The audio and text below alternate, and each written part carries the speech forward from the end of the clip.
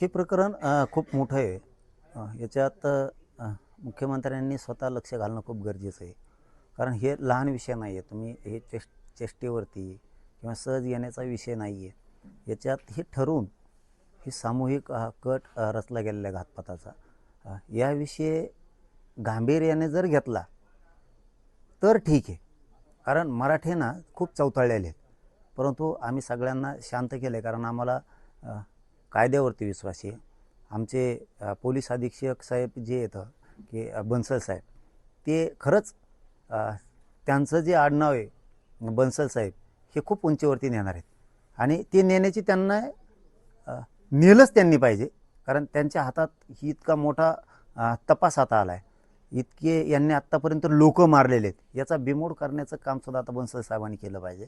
आणि आम्हाला तर काही शंका नाही त्यांच्या तपासाविषयी. आत्ता सध्या तरी वाटतंय नाही आहे, पुढं माहीत नाही काय होईल. परंतु तपास मात्र ते याच्यामध्ये करणार. आणि ते किती म्हणू द्या ना, आमचा संबंध नाही, आमचा असं नाही.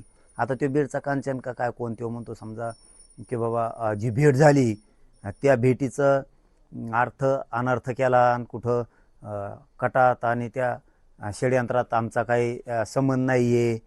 तो बोललेली क्लिपच आहे. ते मीडियाच्या बांधवाला आम्ही देऊन टाकतो. आणि काय करायला पाहिजे एस पी साहेबांनी यांचे सगळे दमदाटेसुद्धा काढले पाहिजेत. कारण ते त्यातले नंबर छाटणं खूप गरजेचं आहे. बरेचसे याच्यामधले यांचे कॉल डिटेल. आता ह्यो 5-6 दिवस फरार का होता?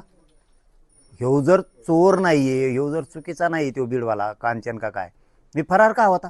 म्हणजे यांनी पुरावे नष्ट केलेत का? याला कोणी करायला लावलेत का? याच्या पाठीमाग कोण होतं? हे सगळं याचा शोध मात्र तातडीनं लावणं खूप गरजेचं आहे. आणि चौकशीला त्यालासुद्धा आणलं पाहिजे, त्या धन्यामुंड्यालासुद्धा.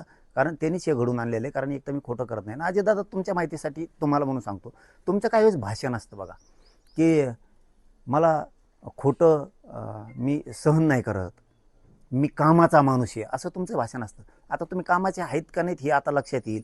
कारण हे मॅटर खरं आहे, हे खोटं नाही आहे. मी तुमच्या विरोधात बोललो नाही. फडणवीस साहेबांच्या बद्दल बोललो तर आरक्षणाच्या बद्दलच बोललो असतो. शिंदे साहेबाबद्दल बोललो तर आरक्षणाच्या विषयातूनच बोललो असतो. अजितदादांच्या बद्दल बोललो असतो तर आरक्षणाच्याच विषयातून बोललो असतो. परंतु या विषयात आम्ही आणखीन बोललेलो अजितदादा तुम्हाला नाही. त्याचं कारण असं की तुम्ही आता त्याच्यावर पांघरून घालायचं जरा कमी करा. नसता तुम्हाला वाटत असन सत्ता आहे आमका आहे तमका आहे. 2029ला तुम्हाला इतकं महागात पाडील मी की पुन्हा मग ते बोलता सोय नाही.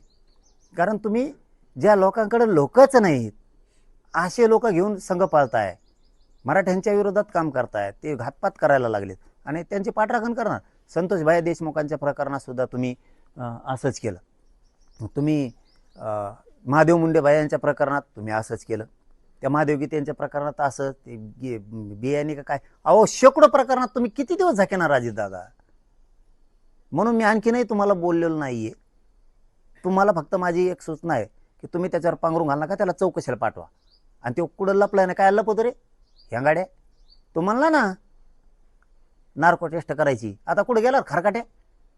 कुठं लपतो? चाल इथं पेड नाही, इथं नार्को टेस्टला निघायचं. आता शानफाना करायचा नाही. कशाला त्या गोरगरीब वंजाऱ्या रस्त्यावर उतरतो? तू पाप करणार आणि त्यांना फेडायला लावतो का? आता ओबीसीला मध्ये आणतो कशाला? याचा अर्थ तू त्यांना रस्ता रोक करायला लावला, याचा अर्थ तू दोषी. तू दूध का दूध पाणी का पाणी होऊ दे. चल त्या नार्को टेस्टला तिकडं त्या नळ्यात जाऊन बसू आपण कोणच्या आहेत त्या मशीनमध्ये. चल लपू नको रे, तुला सुट्टी नाही आता, तिकडं चल. मी माझ्या मराठा समाज इतका चौतळ्याला असून शांत केलाय. कारण इथं आता दूध का दूध पाणी का पाणी होणार आहे. तू अर्ज लवकर कर. तुला सांगतो लपू नको तिकडं अजितदादाच्या पदराच्या आडूंगी. इकडं अर्ज कर, नार्को टेस्टल कर, चल लवकर.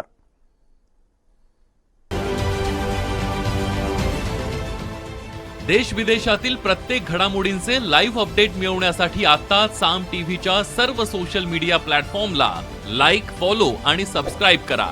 तसंच सर्व नोटिफिकेशनसाठी बेल आयकॉन प्रेस करायला विसरू नका.